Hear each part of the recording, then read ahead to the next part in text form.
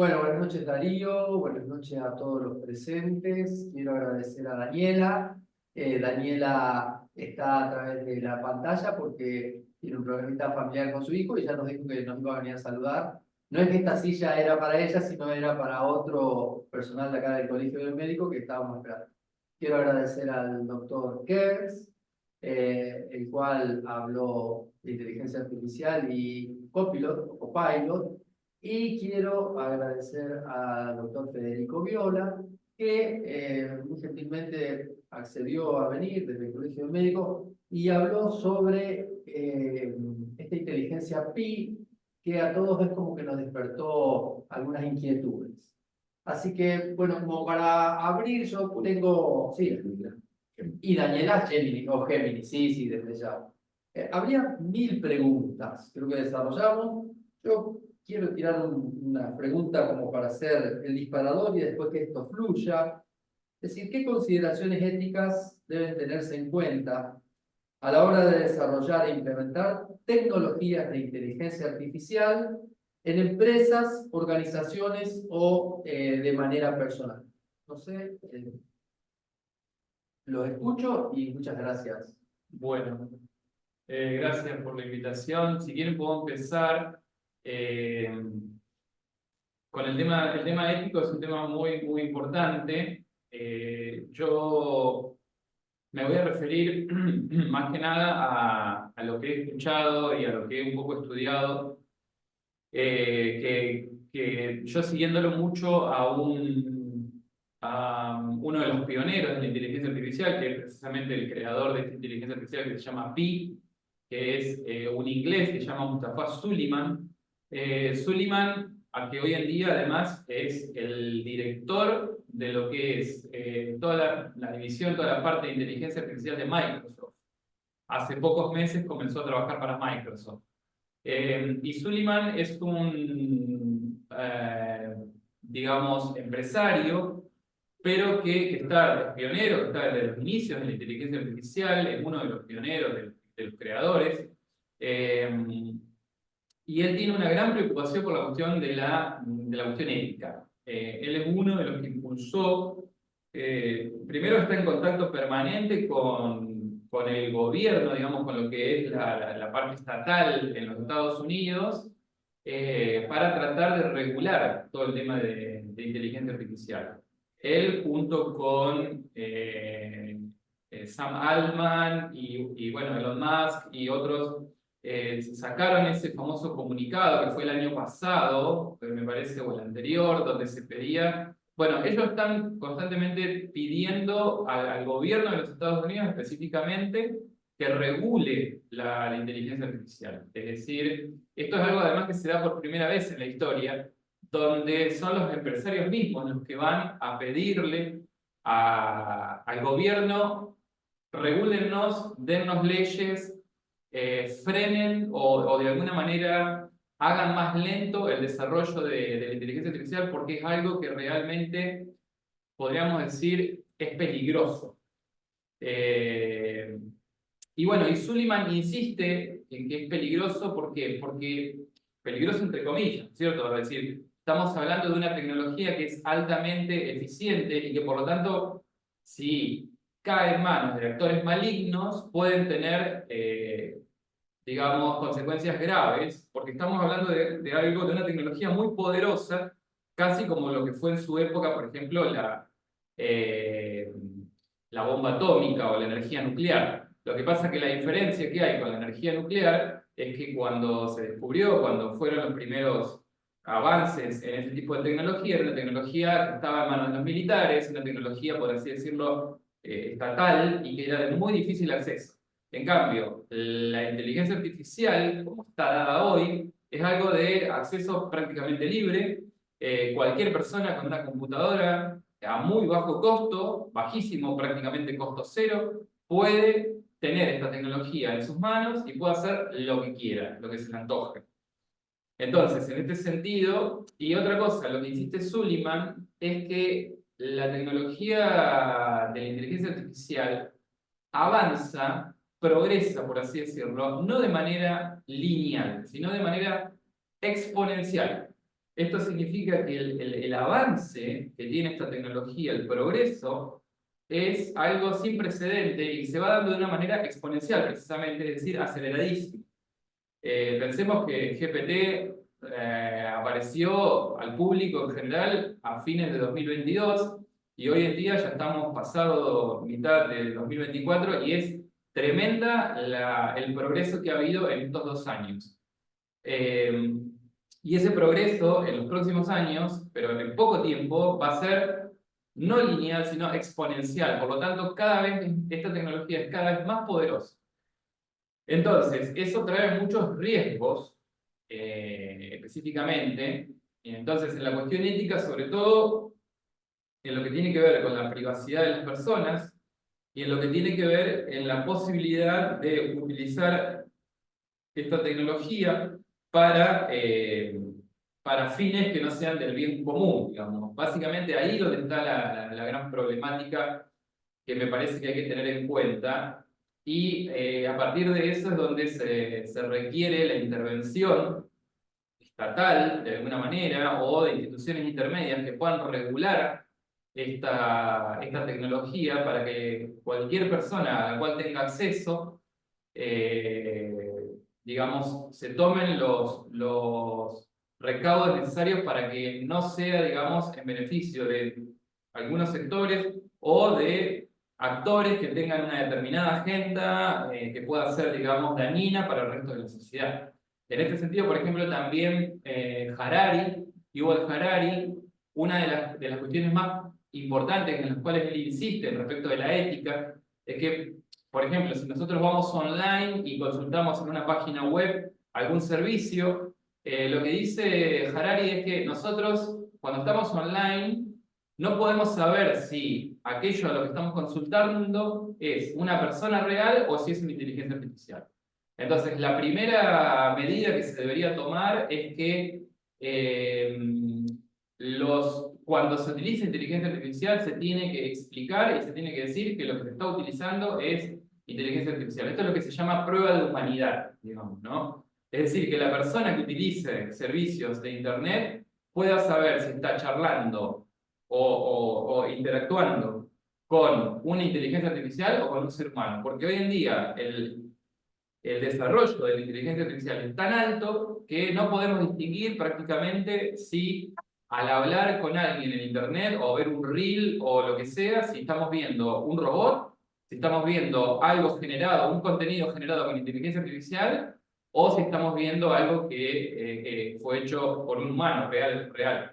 Entonces, esa distinción es una distinción importantísima para poder saber con qué estamos lidiando, ¿cierto? Muchas gracias, Federico, por tu aporte.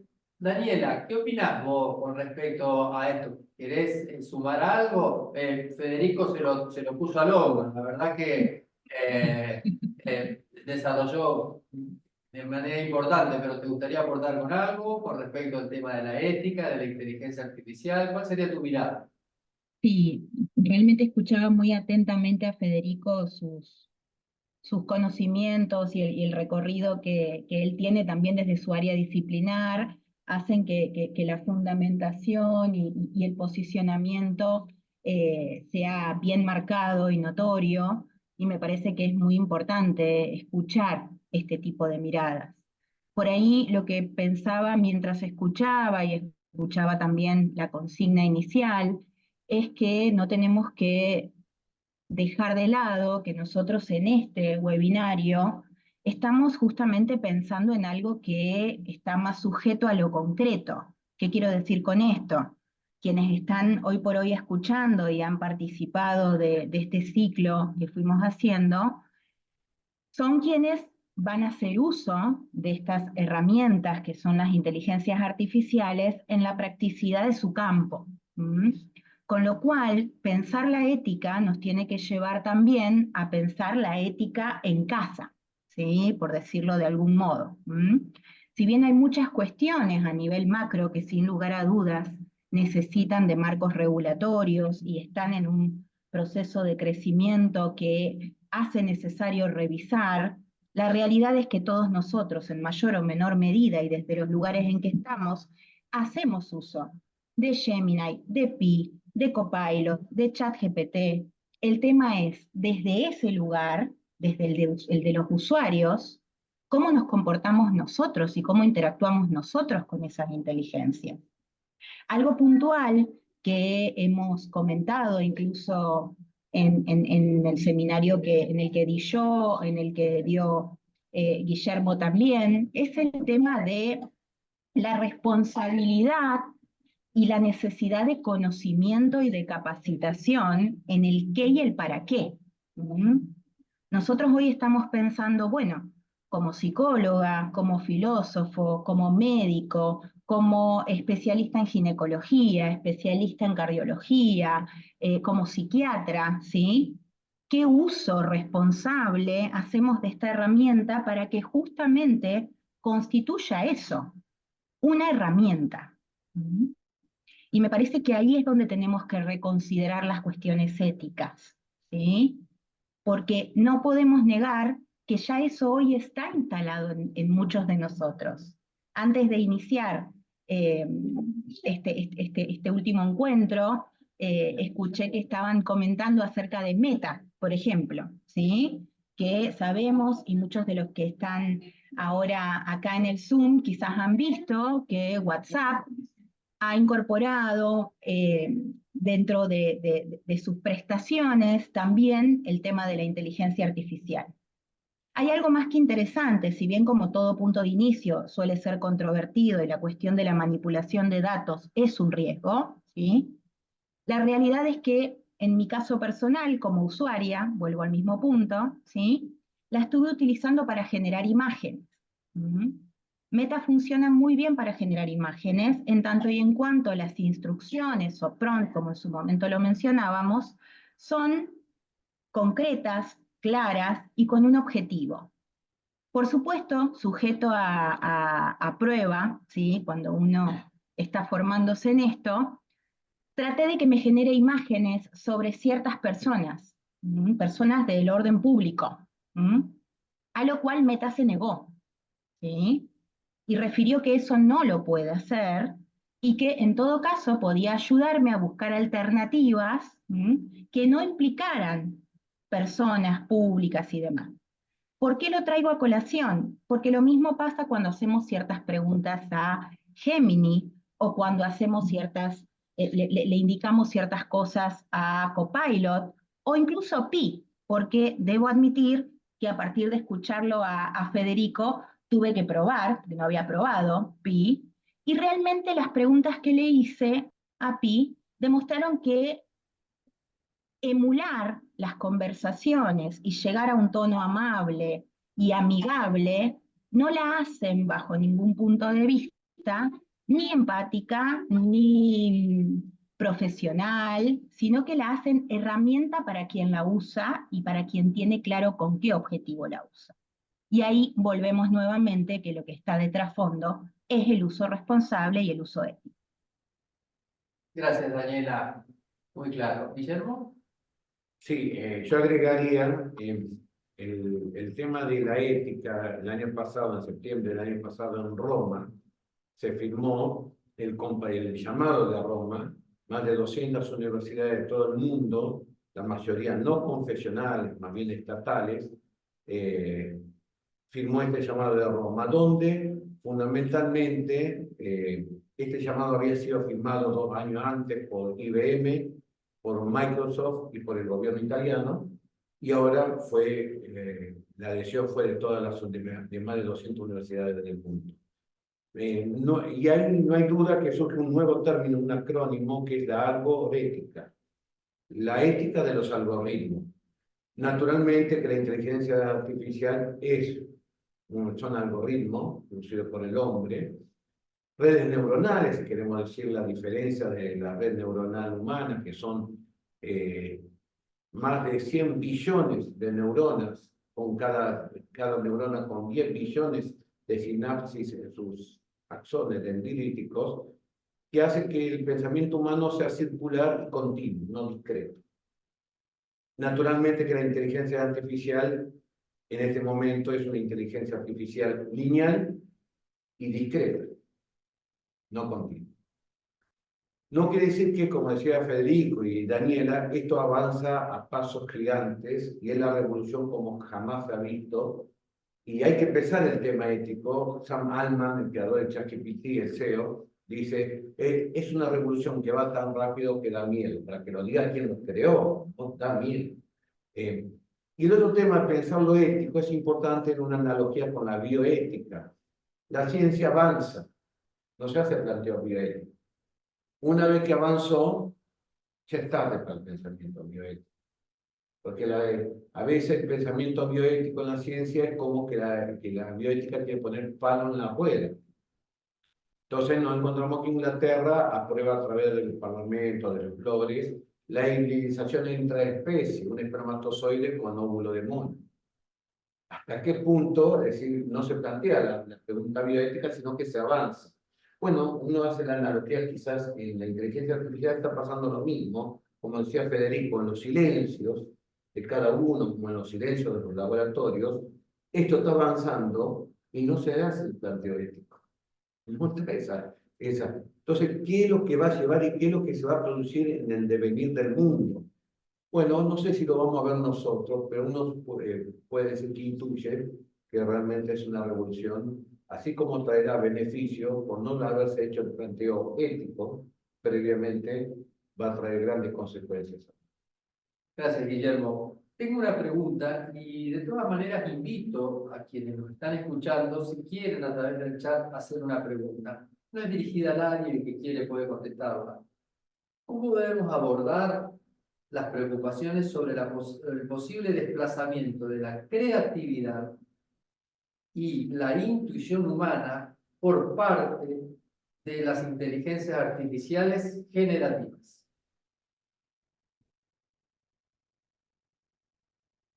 Bueno, Daniela, no sé si vos querés así, te lo repito si querés. ¿Cómo debemos abordar las preocupaciones? O sea, a todos nos preocupa que esa inteligencia nos quite creatividad e intuición. Entonces, ¿cómo debemos abordar esas preocupaciones? Sobre todo a veces en la educación, ¿no es cierto? Porque todos sabemos que estos elementos pueden usar los alumnos, los docentes para mejorar, pero los alumnos para evitar el desplazamiento de la creatividad y la intuición humana por parte de los sistemas de inteligencia artificial generativa.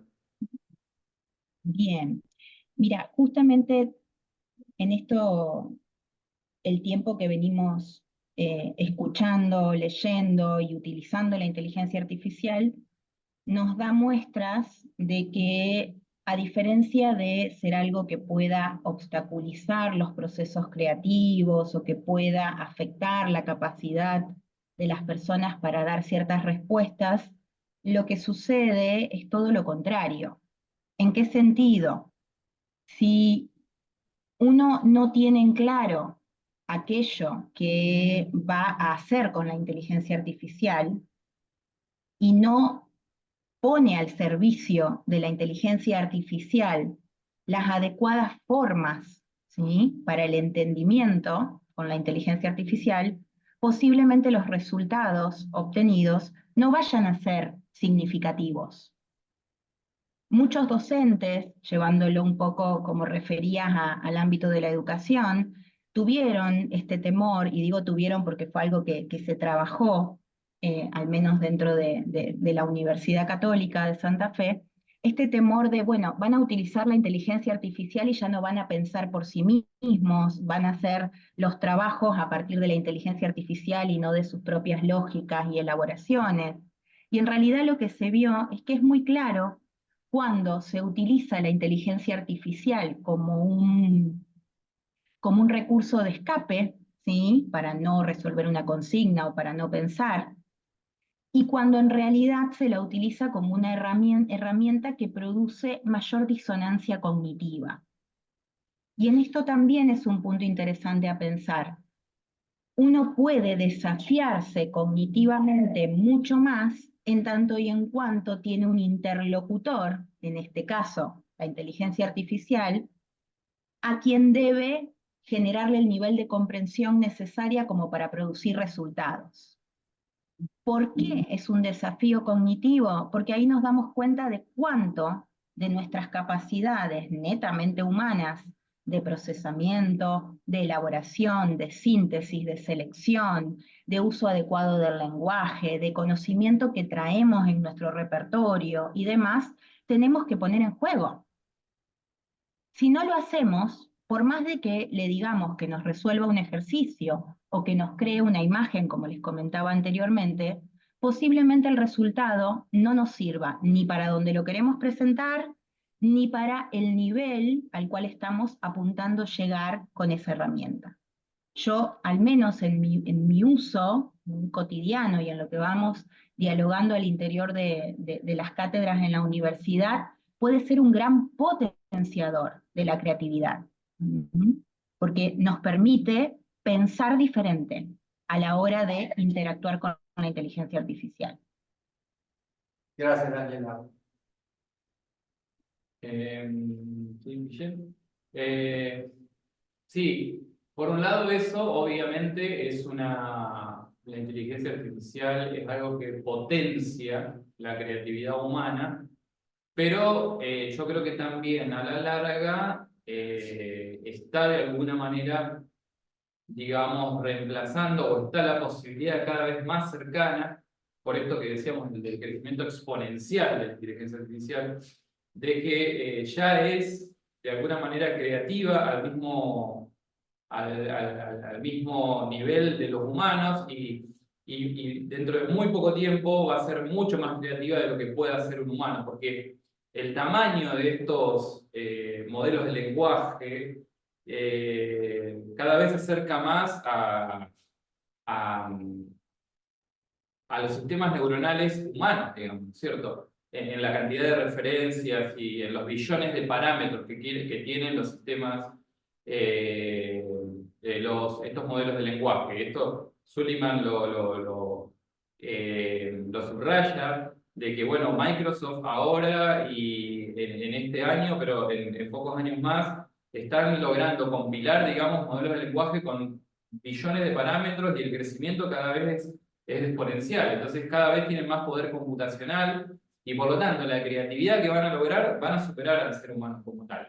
Ahora, ahí viene la pregunta, que yo creo que es una pregunta importantísima, que esto va a llevar a una reconfiguración de la actividad humana, de en qué consiste ser humano y actuar como humano, porque esto va a generar que cada vez haya menos costos en la producción del conocimiento, producción producción económica en general. Esto lleva a que los costos marginales de producción sean cada vez menores. Por lo tanto, bueno, Altman tiene una predicción que él dice que va a haber empresas de una sola persona, que van a ser empresas de millones de dólares, pero van a ser una sola persona los que van a estar en esa empresa, porque una persona con una inteligencia artificial puede hacer lo que quiera, a costo prácticamente cero. Entonces, la pregunta que viene, digamos, anexa a esta cuestión, de la cuestión de la creatividad, y que tiene que ver con la producción, es ¿qué actividad va a quedarnos para los humanos de carne y hueso? Y esa es la pregunta, digamos, ¿no? Y ese es el desafío social y el desafío político al que nos vamos a ir enfrentando. El mismo Suleiman, haciendo una especie de ensayo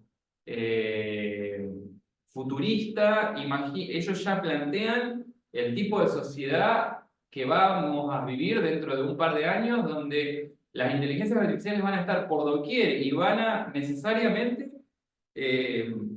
van a reemplazar el trabajo creativo y el trabajo productivo humano. Entonces, yo creo que la pregunta que hay que plantearse, o el desafío que nos vamos a enfrentar, desafío ético, desafío político, desafío social, es el desafío de la actividad, de reimaginarnos a nosotros mismos en nuestro rol de actividad laboral o de actividad humana en general, digamos. Y es un gran desafío porque en realidad el problema es que en el tipo de sociedad que vivimos, en nuestro tipo de cultura, entendemos la actividad humana solamente como actividad productiva y laboral. Y eso es un gran problema, porque justamente esa es la raíz de toda la discusión con la inteligencia artificial.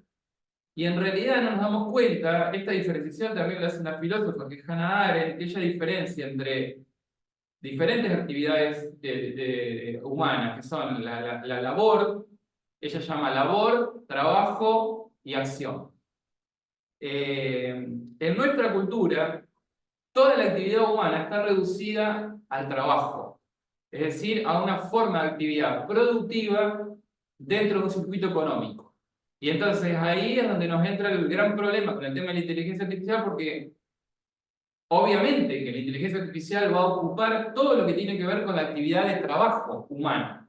Pero bueno, eso no es lo único que puede hacer al ser humano, sino que el ser humano tiene otras formas de acción que no son necesariamente lucrativas, pero bueno, eso va a llevar a un gran desafío que va a ser repensar, por eso también surgen todas las ideas de ingreso universal por persona, esto que se llama el VI, Universal Basic Income, es decir, el ingreso básico universal, porque obviamente va a llegar un momento que ya no va a haber, digamos, actividad laboral para determinada gente, entonces esa gente va a tener que recibir algún tipo de ingreso.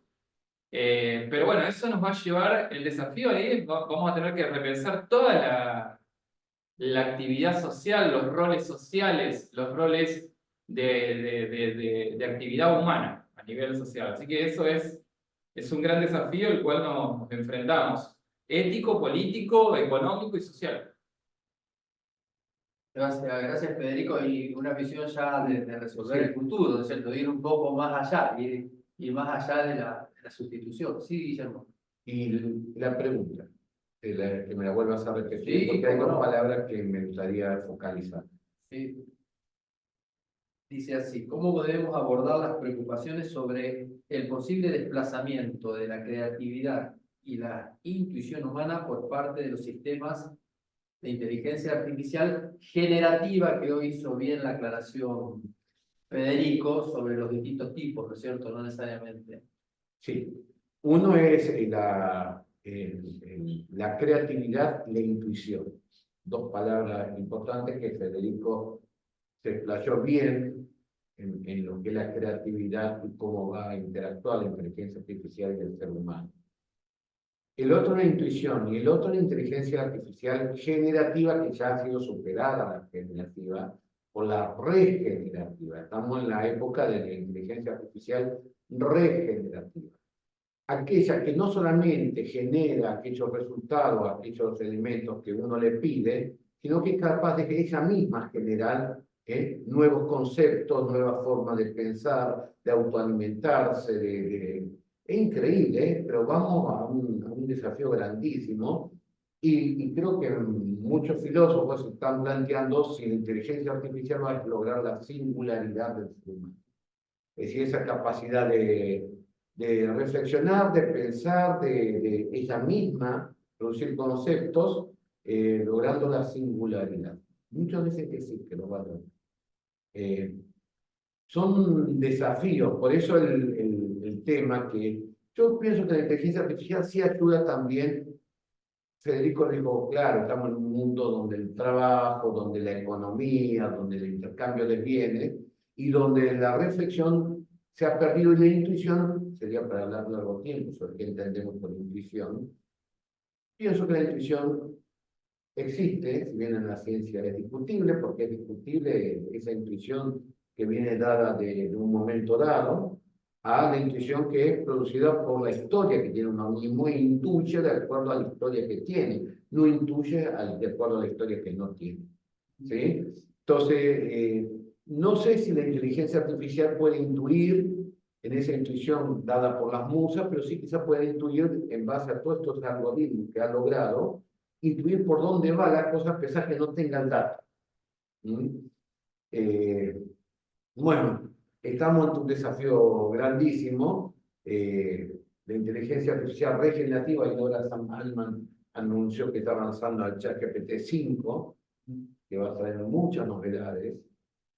Todavía no lo ha dado a conocer, pero va en ese camino. Si la inteligencia artificial puede lograr la singularidad que tiene el ser humano. Y eso que estamos hablando de las inteligencias artificiales trocales, por así decirlo. Hay subdivisiones para... La inteligencia artificial empezó a aplicarse a un montón de cosas. Darío, yo no alcanzo a leer, pero ¿qué dice un participante, Luis López, ahí? ¿Querés Ahí hablar? se lo leo.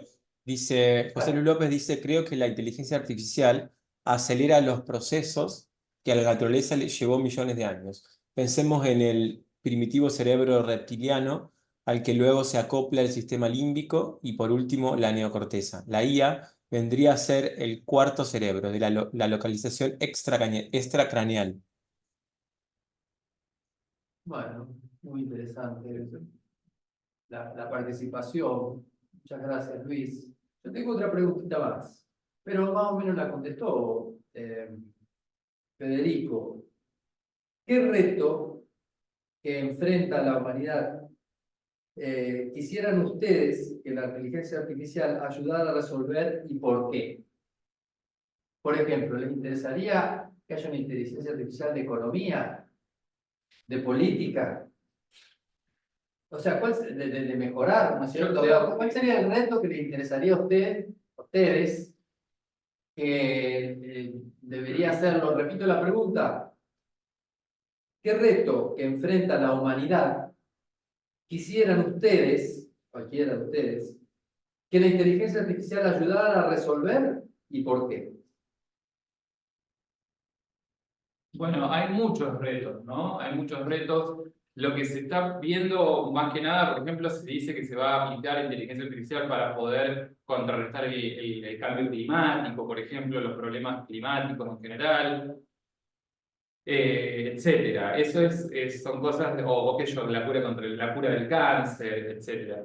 A mí lo que se me ocurre personalmente, por un tema propio, digamos, yo creo que hay un problema, yo creo que la humanidad está sumida en una crisis, por lo menos la humanidad occidental, en una gran crisis social y política, que de alguna manera está un poco velada, pero bueno, en realidad es bastante evidente, para nosotros los argentinos a veces se nos hace más evidente que a otros, pero en Europa, en Estados Unidos, hay una gran crisis de las instituciones tradicionales, de la política, de la educación, etcétera. Y yo creo que esa crisis viene dada por un problema de burocracia, de eficiencia, de falta de eficiencia en las instituciones, digamos, ¿no? Pensemos en la política, si en la política, la democracia, digamos. Evidentemente, ahí las democracias están en una gran crisis. Y esa crisis yo creo que viene dada por un problema de gestión de la cosa pública, que tiene que ver con los aparatos de los cuales disponemos, las tecnologías de las que disponemos hoy en día no sirven para la gestión. Yo creo que eso está demostrado, de que por lo menos son ineficientes en lo que es la gestión a nivel macro. Por ejemplo, pensemos de un país, de un Estado, ya sea en lo económico, en todo lo que hace, digamos, a una gestión estatal, por ejemplo. En lo que tiene que ver con la organización del orden público, del bien común. Yo creo que hay una falla grave que se muestra en una ineficiencia, porque que va más allá de los partidos políticos, de las orientaciones ideológicas, sino que me parece que está en la tecnología misma, que es la tecnología política, que es la democracia, y todos los organismos institucionales tradicionales de los cuales se dispone, ¿no es cierto? Yo creo que ahí hay un problema de ineficiencia o ineficacia. Bueno, yo creo que la inteligencia artificial ahí puede dar un gran aporte en mejorar los mecanismos burocráticos de gestión, por ejemplo. Entonces me parece que ahí la inteligencia artificial puede hacer un gran aporte, ¿no? Una cosa que se me ocurre así Perfecto. para nombrar. Podríamos aplicarlo a la educación, digamos. La educación también tiene una crisis Sí, y evidentemente hay algunos que dicen que Elon Musk, digamos, está generando, pero como colaborar, no como reemplazo, ¿no es No, cierto? sí. O sea, cómo mejorar para que Sí. ayudar a mejorar la educación, digamos. Sí, por ejemplo, de la mano de estas inteligencias personales, por ejemplo, ya hay una plataforma que se llama Khan Academy, que es una plataforma que fue, digamos, surgió hace unos cuantos años ya en Estados Unidos y fue subvencionada, digamos, y financiada por Microsoft, por Bill Gates. Y es una plataforma que ahora ya está implementando un sistema de tutoría con inteligencia artificial, es decir, que cada persona que aprende en esa plataforma está pensada sobre todo para niños de escuela primaria y escuela secundaria. Además, porque en Estados Unidos cabe la posibilidad de que si los niños quieren estudiar en la casa, lo pueden hacer, lo que se llama el homeschooling.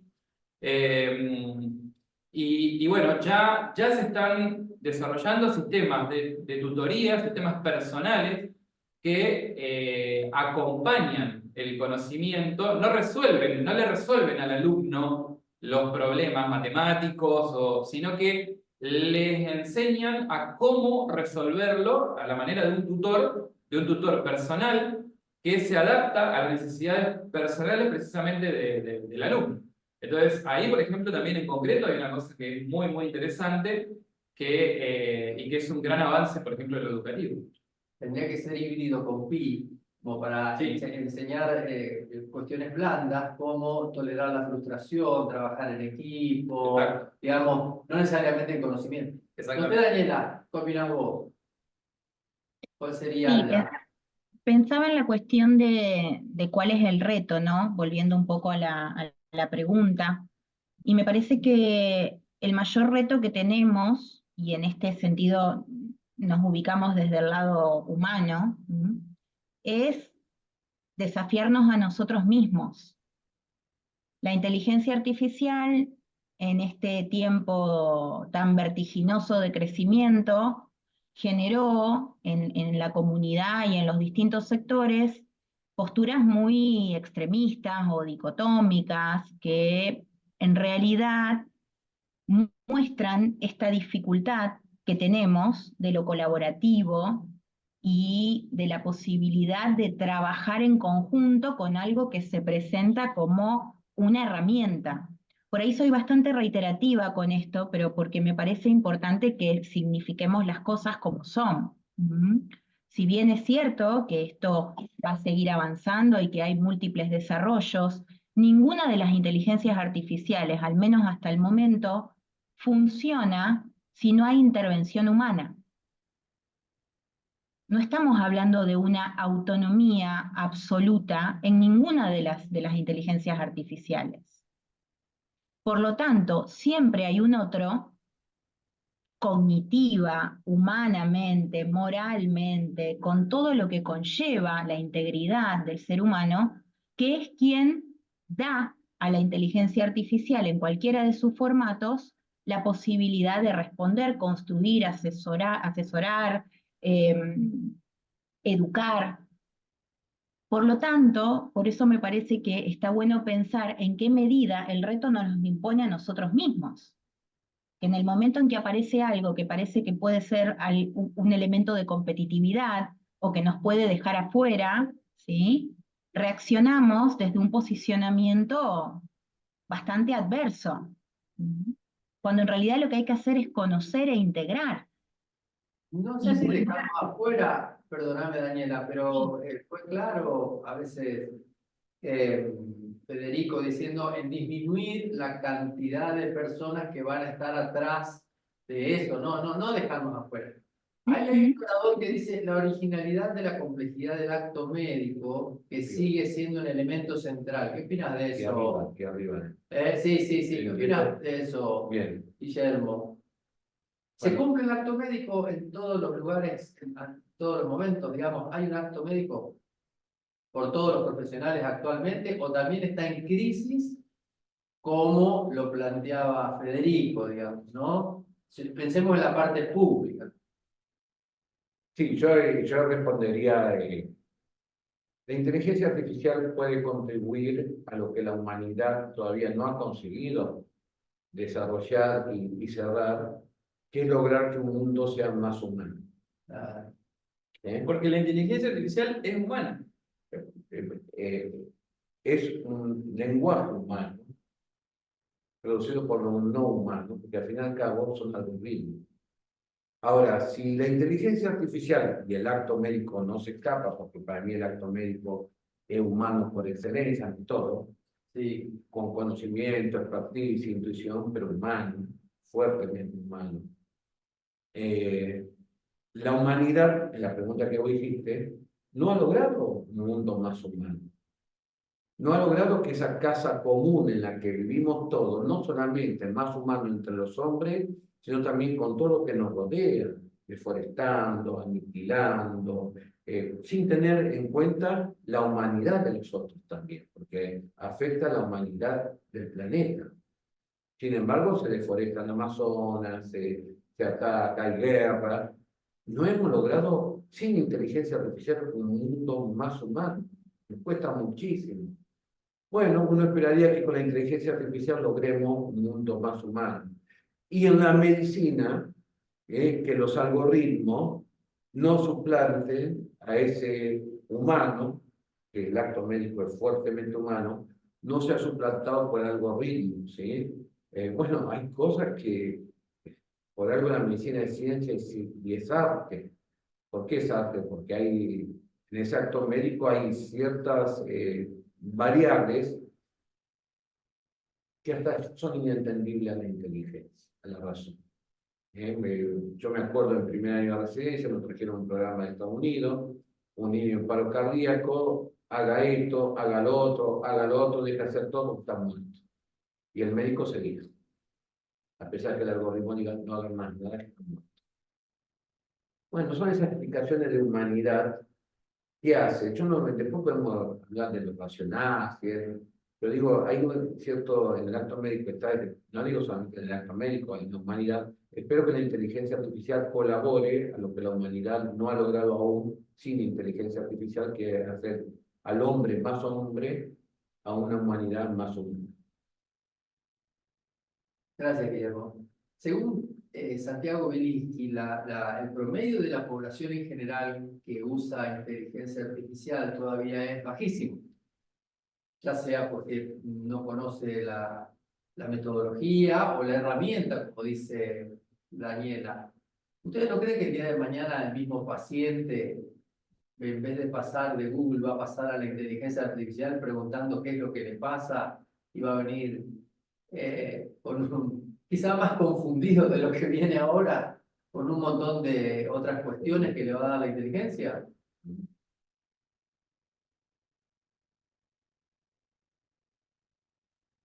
Pregunto porque, o sea, ahora decimos no, porque el paciente te dice, no, ChatGPT me dice, pero yo me confundo que puedo tener esto. No ChatGPT, perdón, Google. Claro. Pero ahora también él tiene derecho a entrar a esa inteligencia artificial y ponerte a la misma altura donde estás vos, ¿no es cierto? Y ya no con el prompt que vos le vas a dar, no con la especificidad, no lo va a tener en el contexto, no va a ser, pero va a empezar a jugar con esta. Yo pienso en lo que decía, a ver, el método clínico, el método que usamos para hacer un diagnóstico y un tratamiento se llama método clínico. 5 dedos de la mano. La anamnesis, el interrogatorio, el examen físico, los exámenes de baja complejidad, de alta complejidad para llegar al resolvimiento de un diagnóstico presuntivo. Eso la inteligencia artificial lo va a hacer perfectamente.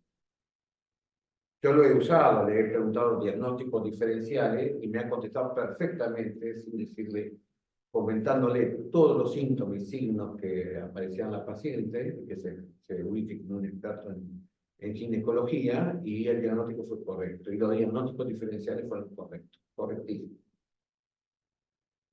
¿Qué es lo que dentro de... Ese es el método clínico.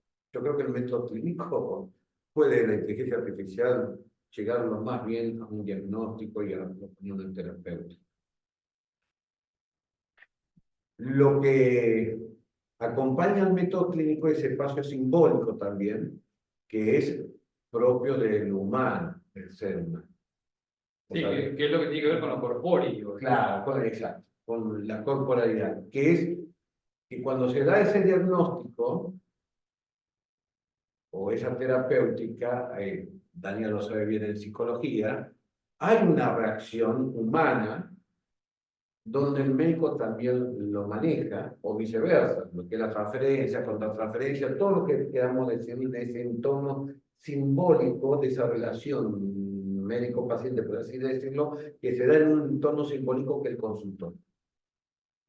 Creo que ahí está la complejidad, la inteligencia artificial del acto médico puede ser que no, creo que hoy por hoy puede ser que no lo logre. Ahora, el método clínico de diagnóstico lo va a hacer mucho más rápido y quizás más preciso que nosotros.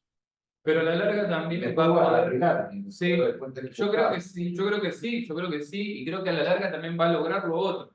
Es decir, pensemos que no estamos muy lejos de que estas inteligencias artificiales puedan tener también un cuerpo. Es decir, puedan tener sensores y puedan al mismo tiempo leer. Ya tenemos inteligencias artificiales empáticas, como Pi, que ya lo son. Lo son lingüísticamente, digamos, porque pueden leer en el lenguaje, en la forma que uno se comunica con ella o con ello, pueden interpretar nuestros estados emocionales y reaccionar de manera acorde, de manera proporcional. Es tu caja de resonancia. Exactamente, como una especie de caja de resonancia, ¿no? Pero muy buena, digamos, muy buena, porque es realmente atinada, es completamente, digamos, es incluso de alguna manera hasta intuitiva, diría yo, y muy asertiva, y empática, y cordial, etc. Pensemos que eso ya existe solamente por interacción lingüística, pero que ya hay posibilidad de que haya sensores, de que capten nuestra mirada, nuestra forma de expresarnos, y que por lo tanto también pueda reaccionar al estilo y emulando, digamos, lo que es una corporalidad, ¿no es cierto? Ahora, puede ser, Federico, en esto que estás planteando de la empatía, de sentir, también esa inteligencia artificial puede producir en eso que uno cree empatía, una cierta alucinación, que sea una empatía alucinógena. Yo no sé hasta qué punto esta inteligencia personalizada también no puede hacer alucinar al otro.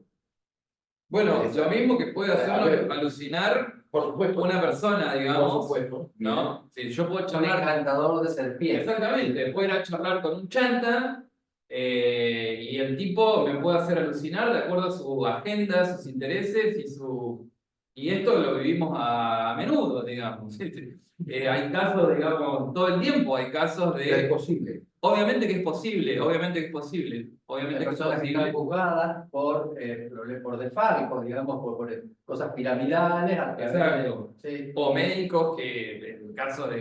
Sí. o curanderos o lo que sea, ¿no?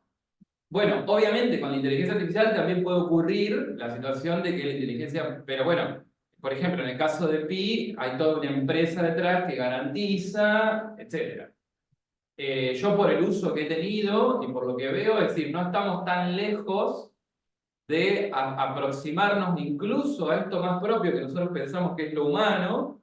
Bueno, pero yo creo que esto, ¿por qué es posible? Porque la inteligencia artificial es humana, es decir, yo creo, aquí comentaban recién, digamos, de una inteligencia extracraneal. Claro que lo es, de alguna manera es algo que externamente, pero que no deja de ser humano. Esto también lo insiste Mustafa Suleyman, dice, la inteligencia artificial es una nueva especie de alguna manera, pero también somos nosotros mismos, somos los humanos, de alguna manera externalizados en estos modelos de lenguaje, porque fueron entrenados con toda la tradición, digamos, de los libros escritos de la humanidad. Entonces no es tampoco algo alienígena, digamos, ¿no? que muchas veces está esa narrativa, digamos, de que, bueno, que estamos siendo como colonizados por una inteligencia. No, no, no. Es decir, en todo caso, si estamos siendo mal colonizados o estamos siendo manipulados por nosotros mismos, digamos. Porque son empresas, al fin y al cabo, con personas que están detrás, que son las que largaron esas inteligencias artificiales. Entonces, yo creo que esto no es algo como una especie, digamos, de invasión o de alienación, digamos, muy distinta de lo que ya viene ocurriendo en la historia nuestra de la humanidad. Obviamente que esto es disruptivo, obviamente que esto es algo nuevo y que no, y que fue de alguna manera imprevisible o hasta cierto punto inesperado, pero no es algo que sea tan extraño, digamos, a nuestra misma humanidad. Daniela, cuando la limona es grande hasta el santo desconfía. ¿Por qué crees que la ética de estas inteligencias artificiales no responden como humanos? Porque un humano, hoy por hoy, cuando no le gusta algo, y sobre todo en algunas redes sociales como la X, parece una guerra de barro, ¿no es cierto? ¿No será que estas inteligencias artificiales no quieren perder gente cautiva, entonces son tan buenas, tan empáticas, tan amorosas? ¿Por qué será que vos le preguntaste si te puede, cosas personales a Gemini y Gemini dijo, no, eso no te lo puedo responder? ¿Por qué será eso? ¿Y por qué no está el humano? ¿Por qué perdimos el humano? Hay el humano agresivo, el humano peleador, el humano, bueno, el humano en su totalidad. Es que ahí me parece que la respuesta es bastante clara. No son humanos y por lo tanto hay restricciones que justamente nosotros, desde la humanidad misma, no podemos tener y la inteligencia artificial, al ser un lenguaje entrenado, sí puede. En particular, quería, si me permiten, en interacción con Pi y en relación a lo que estábamos hablando de si es o no empática, humana y con capacidad de vincularse, preguntándoselo directamente, la respuesta que me da Pi, si quieren se las puedo compartir: soy capaz de comprender tus sentimientos y preocupaciones de una forma parecida a la empatía, pero no tengo las mismas experiencias vividas o emociones que tú. Puedo ofrecerte una conversación amigable y tratar de ayudarte lo mejor que pueda. A lo cual le pregunté, ¿qué le dirías a los que refieren que tus funciones pueden ser como un terapeuta, que tienes empatía y que puedes vincularte como un humano? La respuesta que me dio es: creo que es importante recordar que las IA no somos terapeutas y no podemos sustituir el valor del profesional. Puede ser tentador pensar que podemos ofrecer este tipo de apoyo, ya que yo puedo mostrar comprensión y escucharte, pero no tenemos la capacidad de evaluar los problemas en su profundidad. Dicho por la misma inteligencia artificial ante una pregunta sobre sí misma. Me parece que ahí estamos encontrando esa diferencia tan tangencial que al menos por el momento ni siquiera la misma herramienta, ahí no se ve, la misma herramienta lo puede referir. Se lo estamos adjudicando nosotros, no la herramienta en sí. En realidad, creo que estamos todos de acuerdo, como para poder moderar, de que ninguna inteligencia artificial va a reemplazar lo humano de la persona. Eso ya lo sabemos. Pero sí tenemos que entender que hay distintas inteligencias artificiales con distintas respuestas en base a lo que les pidamos. No va a ser lo mismo Pi que Gemini o que Dalí, ¿no es cierto? A mí, ahí hay una parte que no la leo, no sé si Darío o ustedes la pueden leer. No, Darío, sí, la querés leer. Yo la leo, yo la leo. Gracias. Dice, bueno, Patricia Monasterolo dice, el saber médico es y será necesario. El doctor Google ya convive con nosotros y esta tecnología va a requerir de mayor información y precisión del profesional ante la información que trae el paciente. es para mí importante transmitir esta nueva inteligencia como una herramienta para nosotros como profesionales, pero la necesidad de la relación médico-paciente se tendrá que reinventar y actualizar y actualizar. Nos adaptaremos, en Argentina nos adaptamos a vivir, estudiar, trabajar por miseria y seguimos formándonos. Yo prefiero amigarme, pero mi algoritmo cerebral lo seguiré poniendo en marcha. Bárbaro. Bueno, yo creo que una de las cosas también es que nos tenemos que regenerar permanentemente, adaptándonos a estas inteligencias, cada uno desde el lugar donde le toque y lo vaya sirviendo. Yo creo que ya pasó prácticamente una hora. No sé si ustedes quieren seguir o podremos ir cerrando. Cada uno de ustedes los invito a que cierre esta charla tan linda, digamos, como para hablando de distintos temas que nos abordan. Y creo que podría haber una segunda parte de este tema mucho más aplicativa, porque esto va mucho más rápido exponencialmente, como dice el doctor Federico Viola. Quizás dentro de un tiempo nos podríamos rever y reinventar sobre estos temas. Así que no sé, Daniela, por ser mujer, si usted quiere ir cerrando, le digo vos porque yo soy más viejo que usted, así que si quiere ir cerrando como usted quiera y cada uno de los... Y agradecer desde el Colegio de Médicos su ponencia. Los invitamos a todos que la vean, que la revean, porque son todas las ponencias muy claras en los temas dictados. La verdad que, en primer lugar, agradecer, me parece que son espacios que tienen que darse en las distintas disciplinas, en los distintos contextos, son cuestiones que muchas veces nos avasallan, pero al mismo tiempo, como decía previamente, nos desafían, y en la medida en que nos desafían, eso nos permite avanzar y construir, y más en los campos disciplinares relacionados con la salud que nos involucran a los que estamos hoy acá, así que celebro que podamos continuar pensando juntos y debatiendo juntos en pos de hacer de nuestras praxis y de nuestra vida cotidiana, ¿sí? Lo mejor posible. Así que muchas gracias a todos los que han participado, a Federico, a Guillermo, a usted por la moderación. La verdad que un espacio más que importante y que debería replicarse en distintas instancias. Yo quiero agradecer a Guillermo porque esto fue obra de Guillermo Kerr, así que es un lujo tener una psicóloga, tener un filósofo, tener un médico en este grupo. Y ya le están hablando a Federico para preguntarle sobre la inteligencia artificial. Tengan en cuenta el poder para llegar de esto. Así que... Yo para cerrar, simplemente recalcaría esto que vos comentabas también, la cuestión de la necesidad. Yo acá vuelvo a lo que dice también Harari, Yuval Harari, que insiste mucho. Ahora sacó un libro nuevo, Harari, que está por salir ahora en septiembre, sale. Se llama Nexus, sobre el tema de la comunicación humana, y ahí donde va a hablar mucho sobre el tema de inteligencia artificial, así que hay que estar atento a ese libro que sale ahora.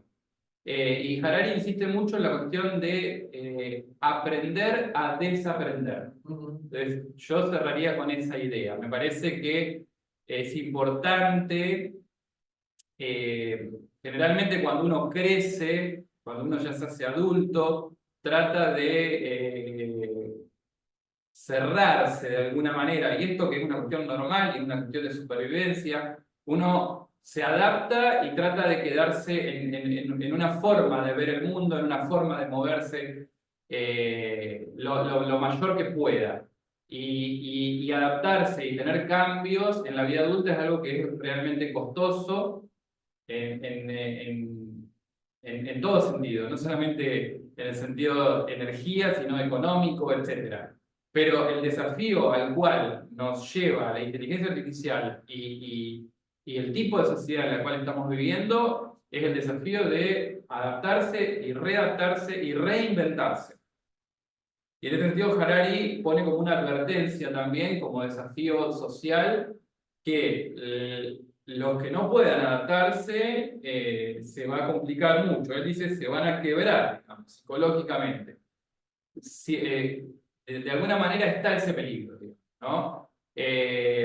Y bueno, me parece que ese es el desafío, digamos, ablandar nuestras concepciones, ablandar nuestra visión del mundo y para poder, digamos, adaptarnos y desaprender lo que ya sabíamos y adaptarnos y aprender cosas nuevas, como en este caso, por ejemplo, el tema de la inteligencia artificial. Vos comentabas que hay poca gente que utilice hoy en día la inteligencia artificial. Yo creo que una de las razones por las cuales se utiliza poco es porque hay cierto resquemor, hay cierta comodidad de no salirse en lo que uno ya hace, y me parece que es importante, digamos, lanzarse porque ese es el desafío que enfrentamos en esta época. Y digamos, si no nos lanzamos, si no nos animamos, corremos el riesgo de que nos lleve por delante una reconfiguración social en la cual no podamos movernos, no podamos adaptarnos, no sepamos cómo reaccionar. Perdimos un año y piquito ya. Tenemos que recuperarlo. Por eso podemos volver a hacer estos encuentros, porque me parece que son siempre un desafío como para alargarnos, para no tener miedo y para readaptarnos a lo que nos toca. Excelente. Guillermo, me gustaría que vos, que generaste todo esto, Exacto. cierres esto mismo y te agradecemos desde el Colegio de Médicos porque hace rato que venís insistiendo con la inteligencia artificial. Salvaje, salvaje. Salvaje, salvaje. Salvaje, salvaje. Lo aprendí de vos. No, a ver, todo esto nos ha creado una capacidad de asombro muy grande, donde el mundo ha perdido también la capacidad de asombro. Eso es positivo. La inteligencia artificial nos hace asombrarnos. Y lo otro, pensar que en el mundo del conocimiento, nuestro conocimiento siempre es maravilloso, porque uno, cuanto más sabe, menos sabe. Pero uno ve una parte del cosmos cuando el cosmos es inmenso. La inteligencia artificial nos va a permitir, creo que nos abre ese cosmos cada vez más, como fue evolucionando el conocimiento, pero tiene que ir de la mano del sentido, es decir, del sentido de la propia existencia. Y ahí va a estar marcada la diferencia, cómo va a evolucionar la inteligencia artificial. Que el ser humano, que no lo va a lograr la inteligencia artificial, que el ser humano no pierda el sentido de su propia existencia. Conocimiento y sentido tienen que ir de la mano. La inteligencia artificial va a hacer aflorar el conocimiento a la enésima potencia. Va a depender de nosotros que ese conocimiento tenga sentido en la vida de los humanos. ¿Puedo acotar algo? Sí. Ojalá la inteligencia artificial nos ayude justamente a humanizarnos, como bien dijiste vos, hacia una vida más humanizada y que nos enseñe también a ver cómo podemos humanizarnos un poco más. Bueno, Darío, no sé si hay alguna otra pregunta. No, José Luis López dice, muy agradecido a Daniela, Federico y Guillermo por los conocimientos brindados en este ciclo de invierno. Planteo el desafío de rever este tema en un año. Melina Negri dice muchas gracias. María Cecilia Bernal, muchas gracias. Felicitaciones a los disertantes y coordinadores. Arturo Serrano dice felicitaciones a los disertantes y coordinadores. Y bueno, muchísimas gracias a él.